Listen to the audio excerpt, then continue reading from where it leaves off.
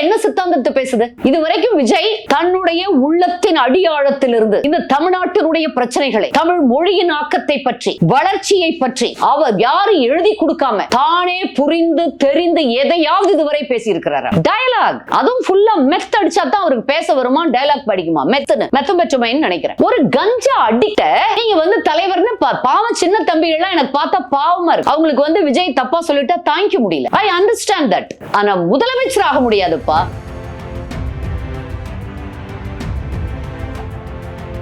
அதாவது களத்துக்கே வராம, களத்தில் ஒரு தேர்தலை கூட இதுவரைக்கும் சந்திக்காம, தலைவரை பார்க்கறதே ஆடிக்கு ஒரு முறை அமாவாசைக்கு ஒரு முறை பார்க்க வேண்டிய ஒரு நிலையில அவர்கிட்ட போய் யாரும் பேசக்கூட முடியாது. பழகிறது ரெண்டாவது, அந்த குறிப்பிட்ட ஓரிருவர்களை, அதுவும் ஒரு பெண்களை தவிர, குறிப்பிட்டவர்களை தவிர வேற யாரும் பார்க்கவே முடியாதுன்னு அவருடைய மனைவியும் நிரூபிச்சிட்டாங்க. விஜய் அவர்களுடைய வாழ்க்கை எப்படி இருக்கும், அவரை பற்றி விமர்சனங்கள் எல்லாம் உண்மைதான் அப்படிங்கறத அவங்க ப்ரூவ் பண்ணிட்டாங்க.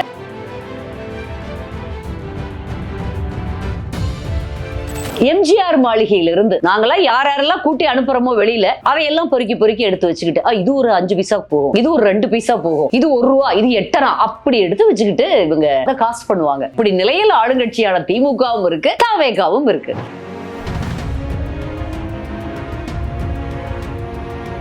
மீடியாவை கையில் எடுத்துக்கிட்டு தங்களுக்கு வேண்டிய செய்திகள், எதிர்த்தரப்பு செய்திகள், உண்மை செய்திகளே வெளியில வராம, வந்தாலும் ஃபீபிளான்னு சொல்லுவாங்களே, அங்கங்க ஒரு சத்தம் குறைவாக, ஒரு ஒலி குறைவானதாக வர்ற மாதிரி பண்ணிட்டு கொடுங்கோல் ஆட்சி, சர்வாதிகார ஆட்சி நடக்குது தமிழ்நாட்டிலனா, அதுவும் அறிவாளிகள் அதிகம் உள்ள, கருணையுள்ள மனது உள்ளவங்க அதிகமா, தர்ம நியாயத்தை ரொம்ப பின்பு, ஏழையா இருந்தா கூட தர்மமா இருப்பாங்க. அப்படிப்பட்ட மனம் உள்ள தமிழர்கள் இருக்கக்கூடிய இந்த மாநிலத்துல இன்னைக்கு இப்படி ஒரு ஆட்சி நடத்திட்டு இருக்கிறாரு மு.க. ஸ்டாலின்.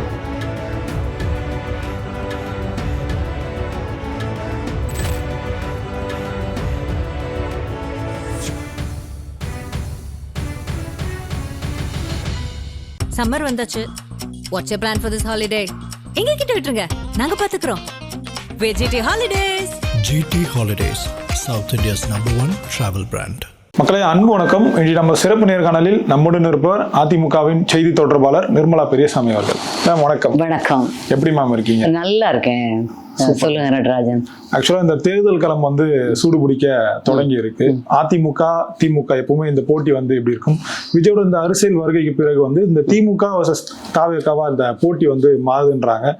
அதிமுக களத்திலே இல்லாத ஒரு கட்சின்னு சொல்றாங்க. இதை நீங்க எப்படி பாக்குறீங்க? முதல்ல இது நீங்க எப்படி பாக்குறீங்க? ஒரு ஊடகவியலாளரா தவேகா தங்களை பிரபலப்படுத்திக்கிறதுக்காக, தங்களுடைய முக்கியத்துவத்தை கூட்டிக் கொள்வதற்காக அங்க இருக்கக்கூடிய முதிர்ச்சியற்ற நிறைய பேர் விஜய் கூட இருக்காங்க. அவர்களெல்லாம் தலைவர்கள்னோ அரசியல்வாதிகள்னோ நம்மளால ஏத்துக்கவே முடியாது. பொதுமக்களும் ஏற்றுக்கொள்ள மாட்டார்கள். அவருக்கு விசிலடிக்கக்கூடிய அந்த சின்ன தம்பிகளை தவிர அறிவாற்றல் உள்ளவர்கள், அரசியல் புரிந்தவர்கள், மாநிலத்தின் எதிர்கால நலனை முன்னிறுத்தக்கூடியவர்கள், ஒரு லாங் பெர்ஸ்பெக்டிவ்ல, ஒரு நீண்டகால தொலைநோக்கு சிந்தனையில் சிந்திக்கக்கூடியவர்கள் நிச்சயமாக தவேகாவை ஒரு கட்சி என்றோ, அதன் தலைவரையும் அவர்களுடன் இருப்பவர்களையும் தலைவர்கள் என்றோ, அவர்கள் சொல்வதே ஒரு பெரிய பொருட்டாகவோ நினைப்பதற்கு வாய்ப்பில்லை, நினைக்க மாட்டார்கள். அதிமுக களத்தில் இருக்கிறதா இல்லையா என்பது ஊடக தம்பிகள் உங்களுக்கு எல்லாம் நல்லாவே தெரியும். எவ்வளவு தூரம் எப்படி இல்லாம இருக்கும். ஒவ்வொரு இடத்திலும் எங்கள் பொதுச் செயலாளர் அவர் தான் இன்னைக்கு 190 தொகுதிகளை எட்டி பிடித்து விட்டார். அந்த அளவுக்கு போய் ஒவ்வொரு பகுதியிலையும் போய் எல்லா மக்களையும், பலதரப்பட்ட மக்களையும் எவ்வளவு தூரம் ஒரு எழுச்சியோடு எல்லாரையும் பார்த்துட்டு இருக்காரு. எவ்வளவு தூரம் ஒரு எழுச்சி மிக்க பயணமாக, எழுச்சி பயணம் தான் அதுக்கு பேரு. மக்களை காப்போம், தமிழகத்தை மீட்போம் தான் அதுக்கு டைட்டிலே. அதை செய்யக்கூடிய தகுதியுள்ள ஒரே கட்சி அதிமுகங்கிறது உங்களுக்கு தெரியும். அப்படி இருக்கையில இதெல்லாம் நம்மளுக்கு பார்த்தா சிரிப்பு வருது. இதையெல்லாம் ஒரு கேள்வி, அதுக்கு ஒரு நான் பதில் சொல்றது கூட எனக்கு ரொம்ப நேர விரயம் என்று தோன்றுகிறது. நிச்சயமாக அதிமுக தான் திமுகவுக்கு எதிரான கட்சி. இதை திமுகவினரே ஏற்றுக்கொள்ள மாட்டாங்க. தவேகா தான் எங்களுக்கு எதிர்கட்சின்னு சொன்னா அவங்க அதாவது களத்துக்கே வராம களத்தில் ஒரு தேர்தலை கூட இதுவரைக்கும் சந்திக்காம தலைவரை பார்க்கறதே ஆடிக்கு ஒரு முறை அமாவாசைக்கு ஒரு முறை பார்க்க வேண்டிய ஒரு நிலையில அவர்கிட்ட போய் யாரும் சுலபமா பேசக்கூட முடியாது. பழகிறது ரெண்டாவது, பேசக்கூட முடியாது. அந்த குறிப்பிட்ட ஓரிருவர்களை, அதுவும் ஒரு பெண்களை தவிர, குறிப்பிட்டவர்களை தவிர வேற யாரும் பார்க்கவே முடியாதுன்னு கேள்விப்படுறோம். வர்ற தகவல்கள்லாம் உண்மைங்கிறத அவருடைய மனைவியும் நிரூபிச்சிட்டாங்க. அவருடைய குற்றச்சாட்டுல அவர் சொல்லியிருக்க விஷயங்கள் எல்லாம் அவர் பட்ட பாடுகளைத்தான் சொல்லி இருப்பதாக தெரிகிறது. அதனால இதுவரைக்கும் நாம் தாவேகாவின் தலைவர் விஜய் அவர்களுடைய வாழ்க்கை எப்படி இருக்கும், அவரை பற்றி விமர்சனங்கள் எல்லாம் கிட்டத்தட்ட உண்மைதான் அப்படிங்கறத அவங்க ப்ரூவ் பண்ணிட்டாங்க. இதுல போய் எங்க அதிமுக புரட்சி தலைவர் கண்ட இயக்கம் இது அம்மாவின் மறைவுக்கு பிறகும் நாங்க 75 தொகுதிகளை எங்கள் பொதுச் செயலாளர் எடப்பாடியார் அவர்கள் பெற்றுக் கொடுத்தார். சிறப்பான எதிர்க்கட்சியாக இந்த 5 ஆண்டுகளில் பணியாற்றி இருக்கிறார். எங்களுக்கு இதெல்லாம் ரொம்ப நமக்கு வேடிக்கையாகவும் வினோதமாகவும், அரசியல் இவ்வளவு கீழ்த்தரமாக போயிருச்சே, இப்படிப்பட்ட ஒரு விமர்சனங்கள் எல்லாம் இருக்கேங்கிறது வருத்தமாகவும் இருக்கிறது. இல்ல, இப்ப திமுகவும் அதிமுகவும் கூட்டு சேர்ந்து விஜய் எதிர்க்கிறாங்க. தஞ்சாவூர் மீட்டிங்ல கூட சொல்லியிருக்காரு. அவர் 2 பேர்த்தையும் பேசுறாருல, யாரையெல்லாம், இன்னும் பிஜேபியும் பேசும், யாரையெல்லாம் அவர் எதிர்க்கிறாரோ அவர்களையெல்லாம் கொள்கை எதிரின்னு சொன்னாரே, ஏன் பிஜேபி விட்டாரு? பிஜேபி பத்தி வாயை திறக்கிறது இல்லையே. அவர் திமுகவை எதிர்க்கிறார். இப்ப திடீர்னு சமீப காலமாக அண்ணா திமுகவையும் சேர்ந்து வாயில வந்ததையெல்லாம் பேசுறார். களத்திலேயே அண்ணா திமுக இல்லைன்னு இப்ப நீங்க முதல்ல கேட்ட மாதிரி சொல்றாரு. அப்படிங்கிறப்போ அப்ப நமக்கு அப்ப நம்ம எதிர்க்கத்தான் எதிர்வினை ஆற்றணும் இல்ல. எதிர்வினையே இல்லாம ஒரு தமிழகத்தின் பிரதான எதிர்க்கட்சி, இதுவரை 30 ஆண்டுகளுக்கு மேலாக ஆண்ட கட்சி, இனிமேலும் ஆள் இருக்கும் கட்சி, மக்களின் நம்பிக்கையை பெற்ற கட்சி, நாங்க பேசாம இருக்க முடியுமா? ஒரு கடைமடை வரைக்கும் கட்சியினுடைய கட்டமைப்புகளை மிக பிரமாதமா ஒரு வலிமையாக வைத்திருக்கக்கூடிய கட்சி, நாங்க எப்படி பேசாம எதிர்வினை இல்லாம இருக்க முடியும்? அதனால எதிர்வினையாற்றோம். திமுக அவர் எதிர்க்கிறார், அதனால அவங்களும் எதிர்வினையாற்றுறாங்க. ஆனா ஒன்றே ஒன்று, என்ன கடுமையா எதிர்த்துட்டாரு ஆளுங்கட்சி ரெண்டையும். கொள்கை எதிரின்னு சொன்னாரே பிஜேபிய. இப்போ ஜனநாயகன் பிரச்சனைக்காக அந்த பிரச்சனை நடக்குது. அந்த சமயத்தில் சிபிஐ விசாரணை கரூர் சம்பவத்துக்காக வருகிறது. போயிட்டு வர்றாரு டெல்லிக்கு, கை கட்டி வாய் பொத்தி மெய் பொத்தி இருக்கிறாரே, திறக்காம வாயை திறக்காம. அப்ப நாங்க கேட்கத்தானே செய்வோம். தவக்க என்ன சித்தாந்தத்தை பேசுது? இதுவரைக்கும் விஜய் தன்னுடைய உள்ளத்தின் அடியாழத்திலிருந்து இந்த தமிழ்நாட்டினுடைய பிரச்சனைகளை, தமிழ் மொழியின் ஆக்கத்தை பற்றி, வளர்ச்சியை பற்றி அவர் யாரும் எழுதி கொடுக்காம தானே புரிந்து தெரிந்து எதையாவது இதுவரை பேசியிருக்கிறாரா? டயலாக், அதுவும் ஃபுல்லா மெத் அடிச்சா தான் அவருக்கு பேச வருமா, டயலாக் படிக்குமா? மெத்தம் பெற்றமைன்னு நினைக்கிறேன். ஒரு கஞ்சா அடிக்ட நீங்க தலைவர்னு பாவம், சின்ன தம்பிகள்லாம் எனக்கு பார்த்தா பாவமா இருக்கு. அவங்களுக்கு விஜய் தப்பா சொல்லிட்டா தாங்கிக்க முடியல. I understand that. ஆனா முதலமைச்சர் ஆக முடியாதுப்பா. இப்ப தாவேகாக்கு 30% ஓட் பேங்க் இருக்கு. அதிமுக கடந்த நாடாளுமன்ற தேர்தலில் 22 சம்திங் தான் இருக்குன்னு சொல்றாங்க. சோ இதனாலதான் தாவேகா பெரிய கட்சின்னு சொல்றாங்க. தாவேகாக்கு 30% இருக்குதுங்கிறத அவங்க கட்டமைக்கிறாங்க. இப்பதான் எல்லாமே நரேட்டிவ் செட் பண்றாங்கல்ல. அப்படி நரேட்டிவ் செட் பண்றாங்க திரும்ப திரும்ப. முதல்ல ஒரு கூட இருக்கிற ஆட்கள் யாராவது அரசியல்வாதிகளா, யாராவது நம்பிக்கைக்கு உகந்தவர்களா? எல்லாம் மாஃபியா. ஒருவர் மாமனார் படத்தில் மஞ்சள் குளித்து கொண்டு இருப்பவர், ஒருத்தர் இன்னும் பாண்டிச்சேரியில உங்களுக்கு அராக் ஷாப்ஸ், மதுபான கடைகள், மதுபான நிறுவனங்கள் நடத்திட்டு இருக்கிறாரு அப்படிங்கிறாங்க. இன்னொருத்தர் கட்சி கட்சியா மாறி வந்தவர். யாராவது அங்க உருப்படியா ஒரு இருக்கக்கூடியவர்கள் யாரும் தெரியல. இன்னொருத்தர் யாரெல்லாம் எங்ககிட்ட இருந்து விரட்டுறமோ, நான் அதான் நேற்று கேட்டாங்க ஒருத்தர், இப்படி நேரெல்லாம் போயிருக்காங்களேன்னு. எம்ஜிஆர் மாளிகையிலிருந்து விரட்டப்பட்டவர், அதாவது கிளீன் பண்ணி குப்பைய எடுத்து வெளியில அனுப்பிச்சு விடுவோம்ல, அதை எடுத்து குப்பை கூடையில போடுவோம். அது போடும். அதுல இருக்கிறதுல சில பேர் அதிலும் ஏதாவது எடுத்து பேப்பர் எல்லாம் நல்ல பேப்பர்கள் எடுத்து அதை காசு பண்ணுவாங்க. அப்படி நிலையில் ஆளுங்கட்சியான திமுகவும் இருக்கு, தாவேகாவும் இருக்கு. இதுல போய் நம்ம என்ன அவங்களை பெருசா பேசுறதுக்கு இருக்குன்னு எனக்கு தெரியல. புதிதான தலைவர்கள், தங்களுக்கான தலைவர்கள், கொள்கை வீரர்கள், கொள்கை பிடிப்போடு இருக்கிறவங்கள தான் அரசியல்வாதி நினைக்க முடியும். இல்ல தலைவர்கள் காட்டுற வழியில பிரமாதமா யதார்த்தமா நடைபோடுறவங்க, சாமானிய மக்களின் பிரச்சனைகளை உணர்வர்கள், அப்படி இருக்கவங்கள தலைவர்னு சொல்லலாம்.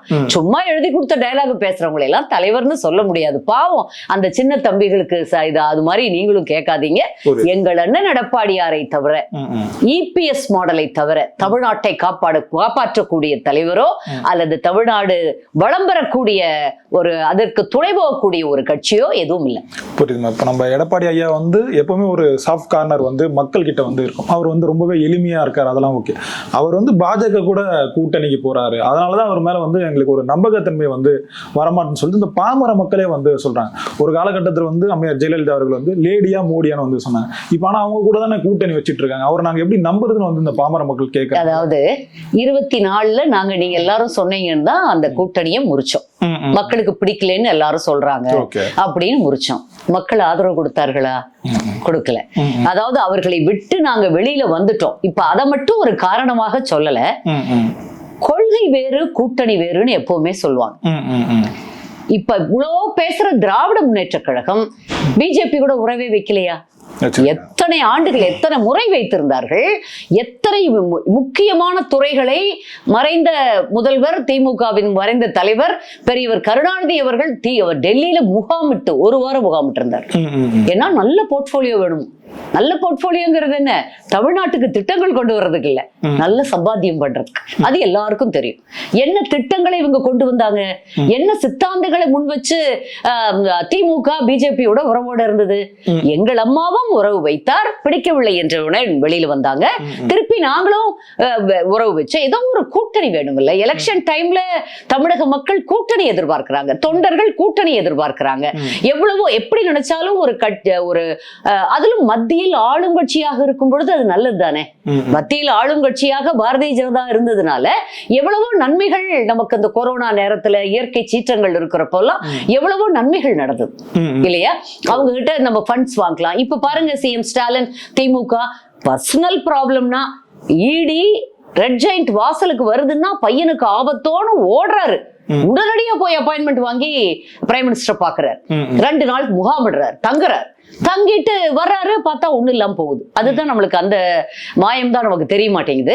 அடுத்து பாத்தீங்கன்னா அதே போல பெரியவர் துரைமுருகன் அவர்களும் அப்படித்தான், திமுகவின் மூத்த அமைச்சர். பையனுக்கு வந்துட்டாங்க உள்ளே, ஆச்சு அரஸ்ட் தான், இனி அடுத்ததுன்னு பேசிட்டாங்க, பத்திரிகைகள்ல வந்தது. பார்த்தா அதுக்கப்புறம் சைலண்ட் ஆயிட்டு அவரும் 2 முறை டெல்லி போனார். அதே மாதிரி KN நேரும் அப்படித்தான், ரெட் ஹேண்டடா பிடிச்சிருக்கோம்.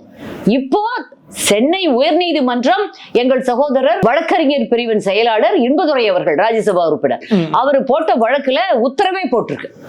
நீங்க வந்து அவர் மேல நடவடிக்கை எடுக்கணும், ஏன் குற்றப்பத்திரிகை FIR ஏன் போடல, போடுங்கன்னு சொல்லி இதுவரை இந்த அரசாங்கம் எதுவும் பேசல இல்லையா? அதனால இது என்ன சொல்ல வர்றோம்னா, இந்த அண்டர்கட் டீலிங்ஸ் இதெல்லாம் எல்லாருக்கும் இருக்கு.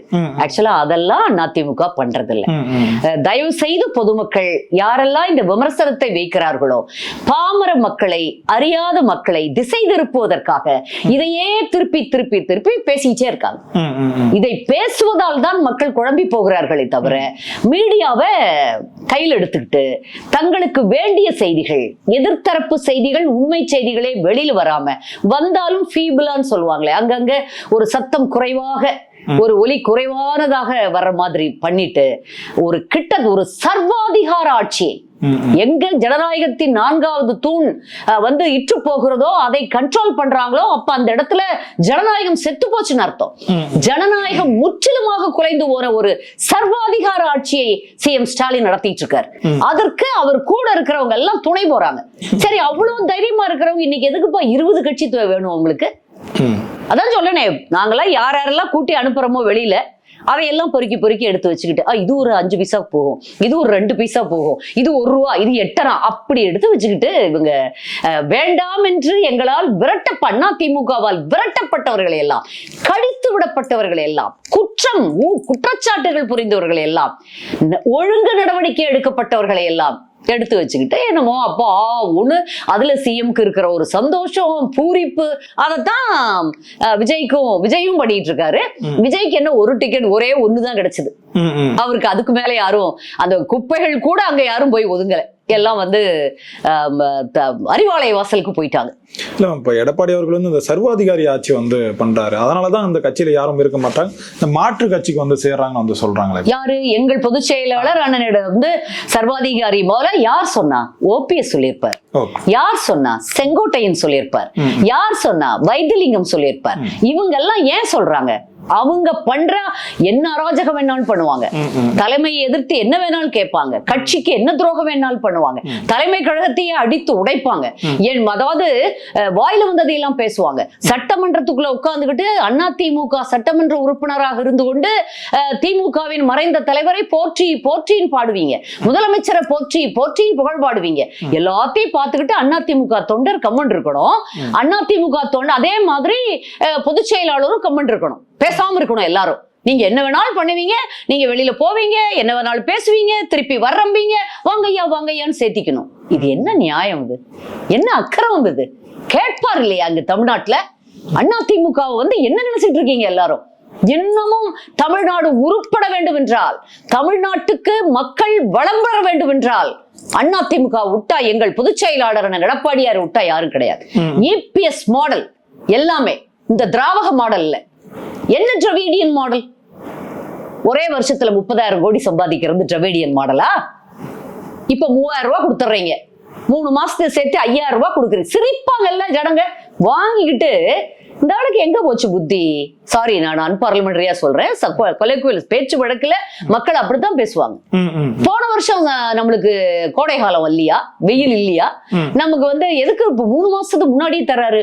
28 மாசம் என்ன பண்ணிட்டு இருந்தாரு? முதல்ல 1000 ரூபாய் கொடுக்கறதுக்கு உரிமை தொகை தர்றன்ட்டு, இப்ப என்ன திடீர்னு எல்லாம் சேர்த்தி அதையும் நகை வாங்குறதுக்கு பத்திரப்படுத்திக்கணுமா, அதை உடம்பு சரியில்லைனா பாத்துக்கணுமா, அதை பள்ளிகள் கல்வி செலவுக்கு யூஸ் பண்ணிக்கணுமா? எப்படி 5,000 ரூபாய் கொடுத்துட்டு போன முறை வந்து எடப்பாடி அவர்கள் வந்து இந்த 1000 ரூபாய் கொடுத்ததுக்கு வந்து அதெல்லாம் சாத்தியம் இல்லைன்னு வந்து சொல்லியிருந்தார். இப்ப அவரே வந்து 10,000 ரூபாய் வந்து கொடுக்கறாரு கருணை தொகை. சாத்தியம் இல்லைன்னு சொல்லி அவரே கொடுத்துட்டு தான் இருந்தார். கொரோனா காலகட்டத்திலையும், கஜா புயல் வந்த காலகட்டத்திலையும், வறட்சி நிலவிய காலகட்டத்திலையும், கடுமையான உட்கட்சி குழப்பங்கள், எல்லாரும் என்ன ஆகும் அதிமுக அப்படியே பங்கு போடலாம் என்று குரங்கு அப்பத்தை பிரித்ததை பங்கு போட்டதை போல போடுவதற்கு எல்லோரும் தயாராக இருந்த காலத்திலும் அசாத்தியமாக அந்த குரங்குகள் கையில் கட்சி கிடைக்காமல் அப்படியே பாதுகாத்தார். தாய்க்கோழி தன் குஞ்சுகளை பார்ப்பதை பாதுகாத்துக் கொள்வதை போல. அதே போல ஆட்சியையும் தன்னுடைய எப்படி சொன்னாரு தேசியம் ஸ்டாலின்? என்ன சொன்னாங்க? 1 வாரத்துல போயிடும், 1 மாசத்துல போயிடும், 1 வருஷத்துல போயிடும். ஒரு கட்டத்துல அவருக்கே இனி முடியாது போல இருக்கே அப்படின்னு நினைச்சிட்டாங்க. அவங்களாம் எல்லாம் பலவீனமானதாக நீங்கள் நினைத்துக் கொண்டிருந்தீர்கள். நான் தன்னுடைய ஆட்சி காலம் முழுவதுமாக முடித்து, நல்ல பெயரோடு முடித்து, மக்கள் எவ்வளவு அமைதியா இருந்தாங்க. தமிழ்நாடு ஏதாவது குழப்பம் இருந்ததா? அவ்வளோ பெரிய கொரோனா சமயத்துல கூட எங்கள் பொதுச் செயலாளர் அண்ணன் எடப்பாடியாருடைய ஆட்சி காலம் அமைதியா இருந்தது இல்ல. எல்லாருக்கும் படிக்கவே முடியல, எல்லாம் ஆன்லைன்ல படிச்சாங்க பசங்க. அந்த சிரமத்தை உணர்ந்து எல்லாருக்கும் பாஸ் போட்டாரு, ஆல் பாஸ். பசங்க எல்லாம் ஹாப்பி. இப்ப இன்னைக்கு தாவேகாவுக்கு விசில் அடிச்சுக்கிட்டு இருக்கிற பசங்கள்ல 3/4 பேர் பாஸ் ஆயிருந்தாங்கன்னா அது எங்க அண்ணன் போட்ட உத்தரவுலையா இருக்கும். எங்களுடைய பொதுச் செயலாளர் எங்கள் எடப்பாடியார் போட்ட உத்தரவுல அவங்க ஜெயிச்சிருப்பாங்க. இது என்ன? அவர் அன்னைக்கு ஆல் பாஸ் போடாம இருந்தா இந்த மாதிரியான ஆட்கள்லாம் வந்திருக்க மாட்டாங்க. அதுலயே ஆல் பாஸ் போட்டதுக்கும் இந்த ஆட்கள் வந்ததுக்கும் வேற. அவங்க எல்லாம் அதுல மேல படிச்சு அதுக்கப்புறம் நல்லா படிச்சவங்க மேல போயிருப்பாங்க. அந்த லெவல்லயே நின்னுகிட்டு அப்படியே இருந்தவங்க எல்லாம் இன்னும் விசில் அடிக்கிற அந்த கூட்டம் விசில் அடிச்சுக்கிட்டே இருக்கும். இல்ல நான் மேல மேல படிச்சு கூட அந்த மனோநிலை மாறாத, அந்த அறிவு அரசியல் முதிர்ச்சி இல்லாதவங்க இன்னும் விசில் அடிச்சுக்கிட்டு தான் இருப்பாங்க. அது வந்து ஒரு அது பெரிய அளவுல அது ரீச் ஆகாது. நீங்க எல்லாம் கட்டமைப்பதை போல இல்ல அவர்கள் கட்டமைப்பதை போல 30% எல்லாம் சாத்தியமே இல்லை. வேண்டுமென்றால் சில பகுதிகளில் கொஞ்சம் அதிகம் வரலாம். இதே கிராமங்கள்ல ஒரு அதான் சொல்றேனே, தமிழ்நாட்டை நினைச்சு பாக்குறவங்க யார் இவ்வளவு காலம் தமிழ்நாட்டுக்கு அதிக திட்டங்களை கொடுத்தது?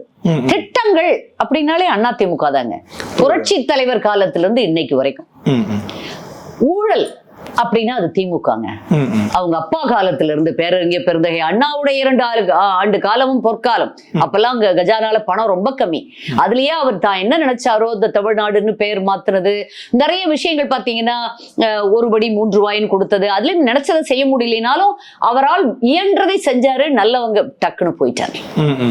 அதற்கு பிறகு வந்த திராவிட முன்னேற்ற கழகம் அண்ணாவின் திமுக அல்ல, மு.க. ஸ்டாலின் அவருடைய குடும்பத்தின் திமுக, இன்று உதயநிதியுடைய திமுக. என்ன தெரியும் உங்களுக்கு எல்லாம்? உதயநிதியும் விஜயையும் ஒரே தரத்தில் வைத்து தான் நான் பாக்குறேன். அவங்களுடைய பிஹேவியர்ஸ், ஒழுக்கமின்மை, அவர்களுடைய எல்லாமே, அதாவது ஒரு அடுத்த மக்களை பத்திய நலமெல்லாம் அவங்களுக்கு தெரியாது. அவங்க எல்லாம் வந்து ரொம்ப செல்வ செழிப்புல வளர்ந்தவங்க, கஷ்டப்படுறவங்க மக்களை. இப்போ தலைவர் அம்மா எல்லாம் நல்ல வசதியோட அவங்க இருந்த காலமா இருந்தாலும் சிறு வயதுல பட்ட சிரமங்கள், அதுல வந்து அவங்களுக்கு தலைவருக்கெல்லாம் அந்த பசி துன்பம், பசி கொடுமையெல்லாம் அவர் அனுபவிச்சதுனால அது கடைசி வரைக்கும் அவருக்கு மனசுக்குள்ள இருந்திருக்கு. அதனாலதான் சத்துணவு திட்டம், சத்துணவு தந்த சரித்திர நாயகன்னு இன்னைக்கும் நிக்கிறார். அம்மாவுக்கும் அம்மா உணவகம் மாதிரியான பல திட்டங்கள் ஏழைகளுடைய பிரச்சனைகள் புரிஞ்சதுனால. இப்போ அரசு பள்ளியில எல்லாம் பாருங்களேன், அரசு பள்ளியில எல்லாம் பாத்தீங்கன்னா ஒரு பேக் எடுத்து கொடுக்கறது, செருப்பு எல்லாம் போய் கொடுப்பாங்களா? தலைவர் கூட கொடுத்தாரு. செருப்பு போட முடியாத தமிழகத்துல நிலை இருந்திருக்குதுங்க 77 80 அந்த 80 காலகட்டத்துல. நினைச்சா நம்மளால இன்னைக்கு நம்பவே முடியாது. உங்களால நீங்க எல்லாம் சிறு வயது இளைஞர்கள், உங்களுக்கு எல்லாம் நம்ப கூட முடியாது. அரிசி சாப்பாடு பெரிய விஷயமா இருந்ததுங்க. ஏன் சத்துணவு அவ்வளவு பெருசாச்சு? பெருந்தலைவர் காமராசர் முதல்ல கொண்டு வந்தார் மதிய உணவை. ஆனா அது வந்து கோதுமை, அதுலயும் ரிஜெக்டட் கோதுமை மாதிரி அங்க அமெரிக்கால இருந்து வேண்டாத போட்டதையெல்லாம் அதை போட்டு அதுக்கு வந்திருக்காங்க. குழந்தைகளை பள்ளிக்கு அனுப்பிச்சிருக்காங்க. ஒரு நேர சாப்பாடு கிடைக்கும். எவ்வளவு வறுமையில இருந்து அதற்கு பிறகு கொஞ்சம் கொஞ்சமாக எவ்வளவு தூரம் மக்கள் ஏன் அதிமுக பின்னாடி, புரட்சி தலைவர் எம்ஜிஆர் பின்னாடி அப்படியே அணிவகுத்து நின்னாங்க. இவங்க பண்ண அசாத்தியமான ஊழல். இன்னைக்கு அதே வழியத்தான் மு.க. ஸ்டாலின் சிஎம் பின்பற்றிட்டு இருக்கார். எங்க புரட்சி தலைவர் புரட்சி தலைவி அம்மா வழியத்தான் எங்கள் எடப்பாடியார் இப்பொழுதும் பின்பற்றிட்டு இருக்கார். எங்களுடைய கான்சென்ட்ரேஷன் எல்லாம் ஸ்டேட் நல்லா இருக்கணும், தமிழகம் நல்லா இருக்கணும், அதுல குறிப்பா சாமானிய மக்களுக்கு எல்லாம் கிடைக்கணும். நீங்க நான் அதைத்தான் சொல்ல வந்தேன். செருப்பு எல்லாம் கொடுக்கணுமா, ஜாமெட்ரி பாக்ஸ் எல்லாம் ஒரு பெரிய விஷயமா, இதுக்கெல்லாம் இது அல்ல. அதை பார்க்காத குழந்தை எவ்வளவு பேர் இருக்காங்க. உங்களுக்கு தெரியுமான்னு தெரியல, கிராமத்துல வளர்ந்துருந்தீங்கன்னா தெரியும். அது வாங்கி கொடுக்க அம்மா அப்பாவுக்கு வசதி இருக்காது. இப்போ வசதியானவர்கள் அப்படிங்கிற எதுக்கு தெரியுமா இந்த மிக்சி ஃபேன், மிக்சி கிரைண்டர் இதெல்லாம் கொடுத்தது, ஃபேன் எல்லாம். ஒரு வசதியான குடும்பம், வாழ்க்கை தரம் அப்படிங்கிற எதை வச்சு நம்ம நிரூபிக்கிறோம்? அவங்களோட வீடு, அவங்க வீட்டுல இருக்கக்கூடிய பொருட்கள். ஒரு வெயில்னா ஒரு ஃபேன் இருக்கு, லைட் இருக்கு, ஒரு கான்கிரீட் கட்டடம் இருக்கு, ஒரு சேஃபா ஒரு வண்டி இருக்கு. இதுதானே ஒரு கார் வச்சிருந்தா இன்னும் கொஞ்சம் வாழ்க்கை தரும், பெரிய கார் வச்சிருந்தா இன்னும் கொஞ்சம் பணக்காரங்க, பெரிய வீடு வச்சு அப்படித்தானே பார்ப்போம். குறைந்தபட்ச உணவு, உடை, இருப்பிடம் இங்க எல்லா மனிதருக்கும் கிடைக்கும். அதை அதிமுக தலைவர்கள் தொடர்ந்து அண்ணன் எடப்பாடியார் வரைக்கும் செஞ்சாங்க.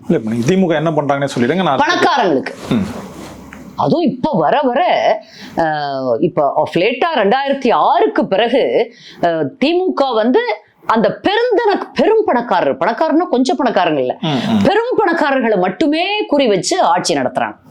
அதை எல்லாரும் புரிஞ்சுக்கணும். அவங்களுக்கு சம்பாதித்து கொடுக்கக்கூடியவர்கள் அந்த அமைச்சர்களோ இல்ல மாவட்ட நிர்வாகிகளோ, அவங்க ஒரு செட், ஒரு குரூப். இன்னொன்று, இவர்கள் சம்பாதித்த பணத்தை பினாமிகளாக இதை கொண்டு போய் பல்வேறு இடங்கள்ல முதலீடு பண்ணி அவங்களுக்கு மறுபடியும் லாபத்தை பெருக்கி கொடுக்கக்கூடியவர்கள். அவங்க பணத்தோடு சேர்ந்து தாங்களும் வளரக்கூடியவர்கள். இவங்களை மட்டும்தான் திமுக வளர்த்தோடு. கீழே கொடி பிடிச்சுக்கிட்டு இருக்கிற அந்த திமுக உடன்பிறப்பு இப்படியே தான் இருக்கு. இப்ப இன்னும் போதா குறைக்கு அதிமுக இருந்து வந்தவங்களையே ஒரு 30 பேருக்கு மேல பெரிய அளவுல கீழே தொண்டர்கள் யாரும் போகல. இப்படி பர்சனல் வெஞ்சன்ஸ்ல எல்லாமே தனிப்பட்ட ஒரு அழுக்காறு, பொறாமை. நம்ம கூட இருந்தவரு இன்னைக்கு இவ்வளவு பெரிய அதை வந்துட்டாரு. இப்போ நினைச்சு பாருங்க, ஓபிஎஸ்க்கு எல்லாம் என்னவா இருக்க முடியும், செங்கோட்டையனுக்கு என்னவா இருக்க முடியும்? வாயில வந்ததையெல்லாம் சொல்றாங்க. எங்களுக்கு உள்ள உண்மை புரியுறவங்களுக்கு ரொம்ப வருத்தமா இருக்கு. நீங்க போனா பரவாயில்ல, அதுக்காக இப்படி ஒரு பொய்ய பேசாதீங்க. இல்ல இப்ப வெளியே வரவங்க சொல்றது என்னன்னா, முன்னாடி வந்து எம்ஜிஆர் ஜெயலலிதா இருக்கும்போதெல்லாம் கட்சி வந்து எல்லாருக்குமான ஒரு கட்சியா எம்ஜிஆர் அம்மா இருக்கிறப்போ இவங்க வாயை திறந்து பேசினாங்க, எதிர்த்து தலைமையை எதிர்த்து பேசினாங்க, இப்படி எல்லாம் வந்து தலைமை கழகத்தையே அடிச்சு உடைச்சாங்க, மனம் போன போக்கில எல்லாம் போனாங்க, அதை அவங்க விட்டாங்க. இது என்ன கம்பக்கு, இது என்ன கதையா இருக்கு? அவ்வளவுதான். அடுத்த நொடி நினைச்சு பாக்குறாங்கனாலே அடுத்த ஓலை வந்துரும். நினைச்சு பார்த்தாலே மனசுக்குள்ள அந்த நினைவு எழும்புதுனாலே வந்துரும். அதை மீறி பெரிய தலைவர்கள், அதாவது சொல்லுவாங்க, அந்த அன்றைய காலகட்டத்தில் எஸ்.டி. சோமசுந்தரம் போன்றவர்கள்லாம் அவங்க வெளியில போனாங்க, பெருசா சோபிக்க முடியல, அவரெல்லாம் தன்னை எஸ்டாப்ளிஷ் பண்ணிக்கிட்டார். இப்போ ஓபிஎஸ்க்கோ அல்லது செங்கோட்டையனுக்கோ முகமறிந்தவர்கள் இல்லைன்னு சொல்லல. இப்ப நிறைய பேர் வந்து முகமே இல்லாதவங்க எல்லாம் போயிருக்காங்க, அவங்கள பத்தி நம்ம பெரிய ஒரு ஆதரவே இல்லாதவங்க எல்லாம் போயிருக்காங்க, அதை பத்தி இல்ல. இவங்களுக்கெல்லாம் அந்த முகமறிந்தவர்கள், அந்த முகமறிகிற ஒரு வாய்ப்பு யாரால கிடைச்சது? ஏடிஎம்கே தானே கிடைச்சது. ரெட்டையில தானே உங்களுக்கு எடுத்து கொடுத்து அந்த வாய்ப்பை பெற்றுக் கொடுத்தது. தனிப்பட்ட முறையில ஓ பன்னீர்செல்வம் யாரு? பேச்சுமுத்துன்னு சொல்லுவாங்க நினைக்கிறவரை அரசியலுக்காக மாத்திட்டார். ஒரு டீ கடைக்காரர், தப்பா சொல்லல, டீ கடையை வச்சு நல்லா நடத்தி நல்லா இருக்கும். இன்னைக்கு பிரைம் மினிஸ்டரே ஒரு டீக்கும் அவருக்கும் சம்பந்தம் இருக்கு. என்னன்னு தெரியல, நம்ம ஊர்ல டீக்கும் இதுக்கும் ஒரு சம்பந்தம் இருக்கு. அப்படி அதை தப்பா சொல்லல. ஆனா அன்று என்ன மனநிலையில் இருந்தீர்களோ அதுதான் இன்னைக்கு உங்களுக்கு இருக்கு. ஏதாவது ஒரு பதவி, யாராவது வந்து முதலமைச்சரா இருந்துட்டு போய் துணை முதலமைச்சரா அப்படி சேருவாங்களா? வீட்டு வசதி துறை கேட்டு வாங்கினாராம், அதுல இன்கம் அதிகம் போல இருக்கு. உங்களுடைய ஒரு எண்ணம், உங்களுடைய அந்த ஒரு வேட்கை அல்லது விருப்பம், உங்களுக்கு பணம் ஒன்றுதான் இருக்கு. தலைமை பண்புங்கிறது வேற. என்ன வந்தாலும் உறுதியா நிக்கணும். தன் கையில கிடைச்ச அந்த பொறுப்பை கட்சிக்காக, தொண்டர்களுக்காக, மக்களுக்காக பயன்படுத்தணும். அதனால இபிஎஸ் நிக்கிறார். இன்னைக்கு இபிஎஸ் மாடல் அப்படின்னு நம்ம இவ்வளவு பெருமையா சொல்றோம்னா எனக்கெல்லாம் பெருமையா இருக்கு. ஒரு கிராமத்து விவசாயி, உண்மையான விவசாய குடும்பத்திலிருந்து பிறந்து வந்தவர், ஒரு எளிய மனிதர். எல்லா இடத்துலயும் நாங்க சொல்றது நம்மில் ஒருவர் நமக்கான தலைவர். நான் பெருமையா அதைத்தான் சொல்வேன். தொண்டர்கள்ட்ட தொண்டரா இருந்து அப்படியே படிப்படியா வளர்ந்து இன்னைக்கு பொதுச் செயலாளரா, முன்னாள் முதலமைச்சரா, இந்நாள் எதிர்கட்சி தலைவரா, நாளைய முதல்வரா அந்த நிலைமைக்கு இருக்காரு. நீங்க ஆத்திரப்பட்டு என்ன பண்றது? உங்க கையில ஒரு கிடைக்குது. நீங்க அப்போ அம்மா 72 தினங்கள் மருத்துவ அதுல அப்போலோ ஹாஸ்பிட்டல்ல இருந்தப்போ என்ன நடக்குதுன்னு உங்களுக்கு வந்து உண்மையிலேயே அம்மாவுக்கு என்ன நடந்ததுன்னு நீங்க நினைச்சிருந்தா கண்டுபிடிக்க முடியாதா? ஒரு உத்தரவுல, ஒரு போன் கால்ல, ஒரு அழைப்புல டிஜிபியும் மத்தவங்களும் சொல்லியிருக்க மாட்டாங்களா? செய்யல, பயந்துகிட்டு இருந்தீங்க இல்லையா? ஏதோ ஒண்ணு உங்களை தடுத்திருக்கு. இல்ல தெரிஞ்சு சொல்லலையா? நீங்க 90% சொல்லல, நான் 10% தான் சொல்லியிருக்கேன்னு சொல்லி தர்ம யுத்தத்தப்ப சொன்னீங்களே. புரியுது. அப்ப அந்த 90% என்ன? யாரை ஏமாத்துறீங்க? இது வந்து செங்கோட்டையன் அவர்களும் அப்படித்தான். அவங்களெல்லாம் வந்து மிக மோசமான குற்றச்சாட்டுகளில் ஒரு அருவருக்கத்தக்க குற்றச்சாட்டுகள்ல சொந்த குடும்பமே, ஆனா சரியான இடத்துக்கு தான் போயிருக்காரு. செங்கோட்டையனை பொறுத்த வரைக்கும் எனக்கு ரொம்ப பரவாயில்லையே, இனத்தோடு சேருங்கிறது சரியா இருக்கு. நேத்து 2-3 தினங்களாக விஜய் பத்தி வரக்கூடிய அவங்க சொந்த மனைவி குமரி இருக்காங்க பாருங்க, பையன் எல்லாம். அப்போ அதை பாக்குறப்போ எனக்கு அதான் தோணுச்சு, பரவாயில்ல, கரெக்டா தான் போய் சேர்ந்திருக்காரு. இந்த அளவுக்கு நம்ம தனிப்பட்ட இது என்ன தனிப்பட்டது? பொது வாழ்க்கைக்கு வந்ததுக்கு அப்புறம் என்ன தனிப்பட்டது? அது நீங்கெல்லாம் அப்படி, இது என்ன நியாயம்னு எனக்கு புரியல. தனிப்பட்டது கிடையாது. நீங்க வெறும் ஆக்டரா இருந்தா நாங்க அப்ப கூட கிசு எழுதுவாங்க, நம்ம அதை பேசத்தான் செய்வாங்க. பொது வெளியில யாரும் பேசக்கூடாதுன்னு சொல்றது அட்ராஷியஸ், தப்பு. நீங்க முதலமைச்சர் ஆகணும்னு வந்துட்டு உங்க வீட்டுல நீங்க கண்டபடி நடப்பீங்க, எல்லாம் அதுவும் வருது வெளியில. எல்லா டிவிலையும், எல்லா யூடியூப்லயும், எல்லா இன்ஸ்டாகிராம்லயும் இதையே நாங்க பாக்குறோம், பேஸ்புக்லயும். ஏன் பேசக்கூடாது? பேசக்கூடாதுன்னு சொல்றது தப்பு. வந்து நம்ம வந்து தவறா சொல்லிடக்கூடாது. அதாவது இல்லாததை இட்டுக்கட்டி பர்சனலா தப்பா சொல்லக்கூடாது. அப்படி பார்த்தா தாவேகா தம்பிகள்லாம் இந்த மாதிரி எதிர்கருத்து சொல்றவங்களை பத்தி கண்டபடி எழுதுறாங்களாமே கமெண்ட்ஸ்ல. அதையெல்லாம் நான் பாக்குறது இல்ல. அது பண்றது நியாயமா? பேசுறவங்க எப்படிப்பட்டவங்க, அவங்க எப்படிப்பட்ட வாழ்க்கையை வாழ்றாங்க, எவ்வளவு எதிர்ப்புகளை எவ்வளவு உண்மையா ஒழுக்கமா இருந்து சமாளிக்கிறாங்கன்னு கூட தெரியாம, பேசுறவங்களுடைய ஒரு நேர்மையும் உண்மையும் புரியாம நீங்க கண்டபடியா என்னென்னமோ எழுதுறீங்களே. ஆண்களா இருந்தா அம்மா, உங்களுக்கு எல்லாம் அம்மாவை பத்தி பேசுறதுதான். உங்க அம்மாவும் பெண்ணு இல்லையா? உன் கூட பிறந்தவ இல்லையா? உன் மனைவி பெண்ணு, மனைவி கூட அடுத்த விட்டு பொண்ணு விட்டுருவீங்க. உன் பெண், உன்னை பெத்த பொண்ணு, நீ உன் கூட பிறந்தது, உன்னை பெத்த அம்மா, இவங்க எல்லாம் உனக்கு முக்கியம் இல்லையா? நீ அப்படித்தான் எழுதுறீங்க. திமுகல என்னதெல்லாம் பண்றாங்களோ அப்படியே தாவேகால பண்றாங்க. நேத்து வந்த பசங்க இந்த அரசியலை தான் உங்களுக்கு முன்னெடுக்க முடியுது. ஒரு சித்தாந்தம் இது வரைக்கும் பேசியிருக்காங்களா? என்ன சொல்ல வரோம்னா, 10 வருஷம் அண்ணா திமுக ஆட்சி பண்ணுச்சு, பிரமாதமான ஆட்சியை தான் கொடுத்தோம். இருந்தாலும் மக்களுக்கு ஒரு சலிப்பு தட்டு. 10 வருஷமா இருந்துட்டாங்க. அப்புறம் அங்கே ஒன்று இங்க ஒன்றுமாக சில கோபமான விஷயங்கள் நடக்கும். அப்ப எல்லாருக்குமே ஆட்சி மாற்றணும்னு அந்த டைம்ல நம்ம சீரியல் ஆக்டர், நம்ம எக்ஸ் சீரியல் ஆக்டர் சிஎம் இருக்காரே, சிஎம் ஸ்டாலின், சட்டையெல்லாம் கிழிச்சு விட்டுக்கிட்டு பரிதாபமா மக்களே மக்களேன்னு நான் இதை பண்றேன் அதை பண்றேன். இங்க பாருங்க, இது மாதிரி இருக்குது. கிட்டத்தட்ட அடேங்கப்பா 67 இது வாக்குறுதி, அது செய்யாததே. அதான் சொன்னேன், 525 வாக்குறுதிகள்ல 500 தடவை நான் இல்ல இதை பண்ணீங்களான்னு கேட்கணும். அப்படி நம்ம கேட்கணும்னு ஆரம்பிச்சா, வேங்கை வயல் சம்பவத்தில இருந்து ஒரு பட்டியலினத்தவர்கள் வாழும் பகுதியில் குடிநீரில் மலம் கலந்து இன்னும் எதுக்கு தொல் திரும்ப அவங்களோட இருக்கார். இதை விட உங்களுக்கு ஒரு 2-3 MP MLAவும் முக்கியமா? உங்க மக்களை தூண்டி விடுறீங்க தவறா. ஆனா நீங்க இத கேட்கறது இல்லையா? ஏன் கூட்டணி கட்சியா இருந்தா தான் என்ன கேட்கறது? போய் தன்னுடைய அந்த அதிகாரத்தை பயன்படுத்துறது இப்படி நடக்க கூடாதுன்னு. ஒரு பட்டியலினத்து சகோதரர் MLAவா இருந்தா அவருக்கு ஈக்குவல் சேர் போட்டு உட்கார வைக்காம நிறுத்தி பேச நமக்கு பார்த்தா கஷ்டமா இருக்குங்க. அவர் ஒரு சட்டமன்ற உறுப்பினர், கேட்கறதுக்கு ஆள் இல்ல. யார் கேட்கறது? கேட்க வேண்டியவங்க எல்லாம் ஒரே கூட்டணி தர்மம். இப்ப நீங்க சொன்னீங்களே பர்சனலா பேசக்கூடாது. பர்சனலா பேசலாம்ப்பா, தாராளமா பேசலாம். ஆட்சி பண்றேன், நான் முதலமைச்சர் ஆவறேன்னு வந்தா கண்டிப்பா பேசலாம். எல்லா ரைட்டும் இருக்கு. அது வெளியில வராமையாவது இருந்திருக்கணும். உங்களுக்குள்ள வச்சுக்கிற கெப்பாசிட்டி இருந்திருக்கணும். நான் எப்படி வேணாலும் இருப்பேன், எனக்கு எல்லாம் ஓட்டு போடுவாங்கிறது அகங்காரத்தின் உச்சம். ஒரு அறிவு இல்ல, ஒரு கருணை இல்ல, ஒன்ன பத்தி உங்களுக்கு டிஸ்கஸ் பண்ண தெரியாது. அந்த 10 வருடங்கள் இருந்த ஒரு ஆன்டி இன்கம்பன்சின்னு சொல்லுவாங்க, ஆளுங்கட்சிக்கு எதிரான ஒரு மனப்போக்கு கொஞ்சம் வரும். அந்த டைம்ல இவர் வேற இத்தனை வாக்குறுதி, மாசம் 1000 ரூபாய் கொடுக்குறேன், அதை பண்றேன், இதை பண்ணி நீட்டை ஒழிச்சே விடுவோம், எய்ம்ஸை கொண்டே வந்துருவோம், உங்களுக்கு இந்த ஓல்ட் பென்ஷன் ஸ்கீமை கொண்டு வந்துடுறோம், போக்குவரத்து தொழிலாளர்களுக்கு உங்களுக்கு உரிய நிவாரணங்களை ஓய்வூதியங்களை கொடுக்குறோம், செவிலியர்களுக்கு உங்களுக்கு பர்மனன்ட் பண்ணிடுறோம், இடைநிலை ஆசிரியர்களை உங்களையும் பர்மனன்ட் பண்ணிடுறோம், கேட்கிற சம்பளத்தை எல்லாம் கொடுத்துடுறோம். 1-2 பயிர்க்கடன் தள்ளுபடி, கல்விக்கடன் தள்ளுபடி, நகைக்கடன் தள்ளுபடி, கூட்டுறவு சங்கங்கள்ல அத்தனை சொல்லிட்டு எடுத்தா வரிசையா இருக்கும். நான் படிக்கட்டுமா? அவ்வளவும் வேங்கை வயல் சம்பத்தை பத்தி உங்கள்கிட்ட சொன்னேன். சட்டம் ஒழுங்கு எவ்வளவு சீர்கெட்டு இருக்கு.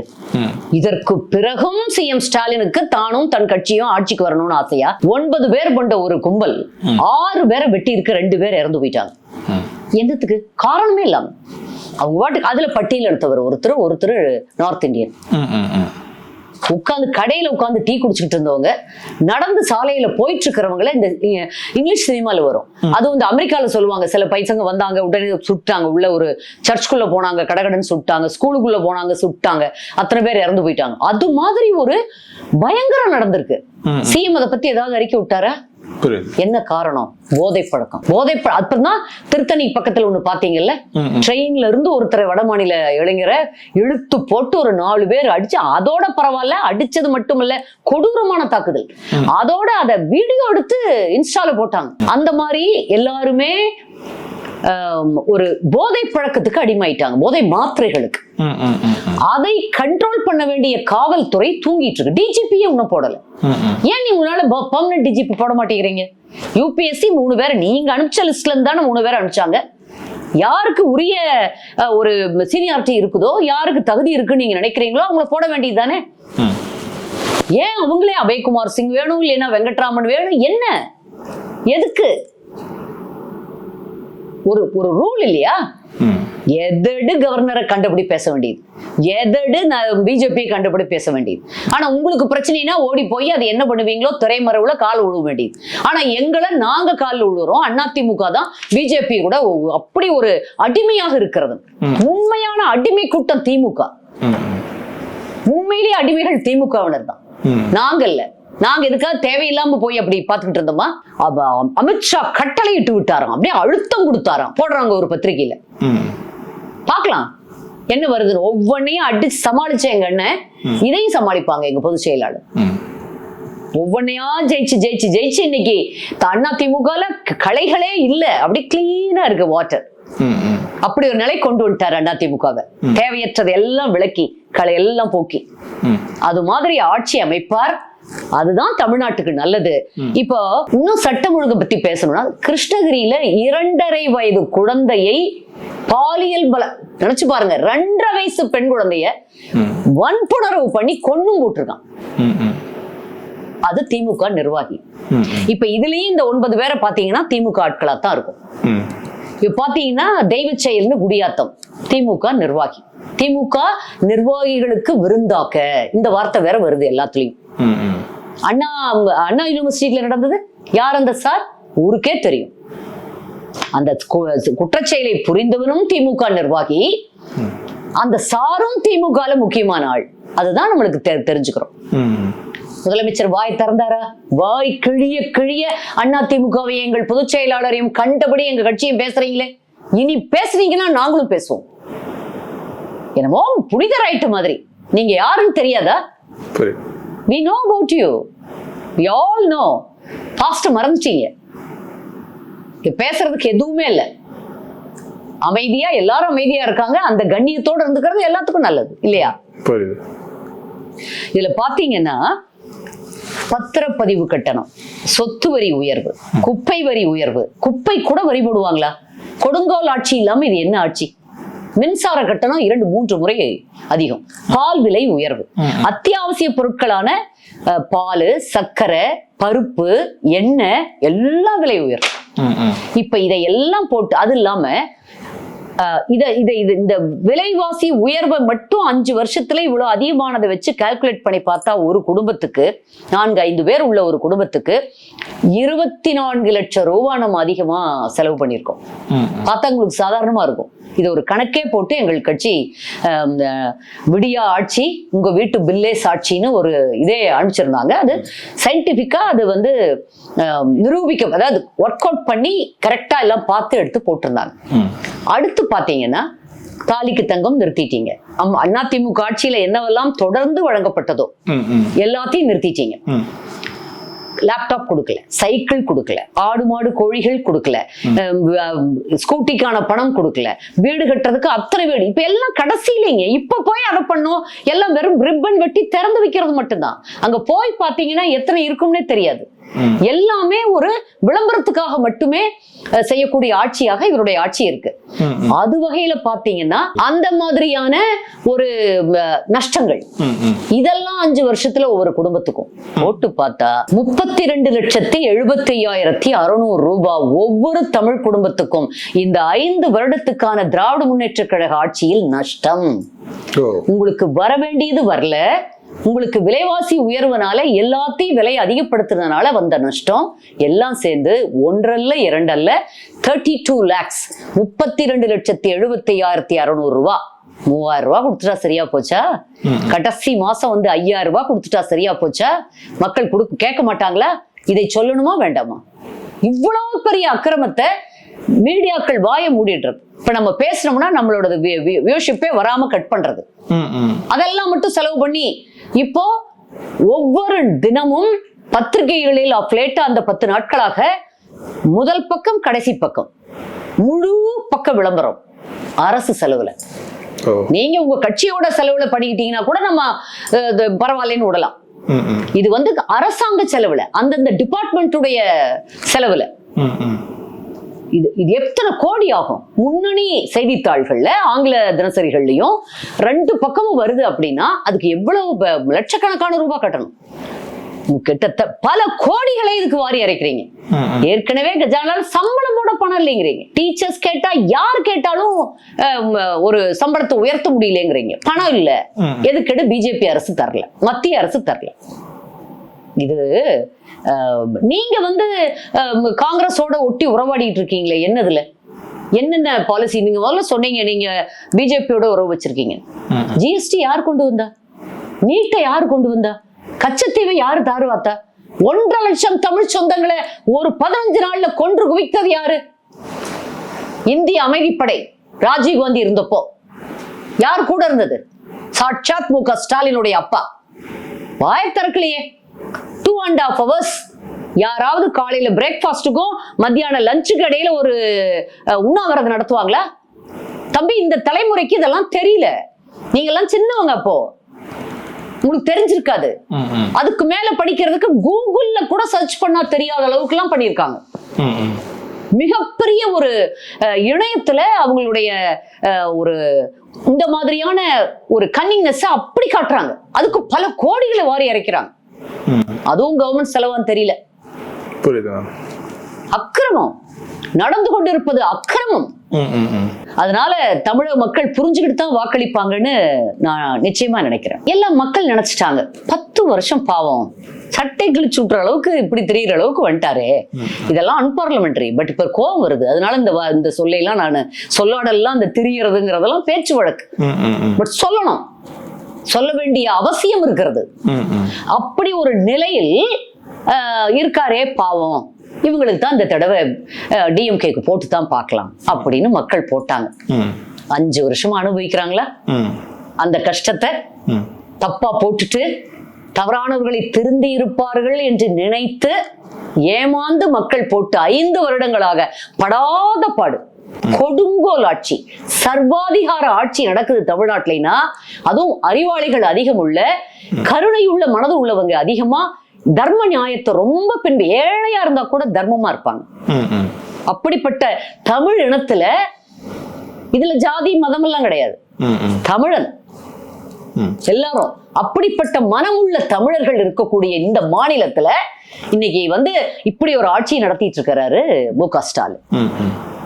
இப்ப மறுபடியும் 300 பையனை உதயநிதி ஸ்டாலினுக்கு எந்த விதத்திலையும் குறைவில்லாத அத்துணை கெட்ட பழக்கங்களையும் கெட்ட நடவடிக்கைகளையும் அதே மாதிரி அறிவில்லாத தன்மையையும் இதையெல்லாம் உள்ள ஒருத்தரை கொண்டு வந்து புதுசா அதுவும் சேஞ்ச் பண்ணி பார்க்கலாம் அப்படின்னு நினைச்சு கொண்டு வந்தா எப்படி இருக்கும்? என்ன ஆகும் தமிழ்நாடு? ப்ரூவன் லீடர், என்னுடைய லீடர்.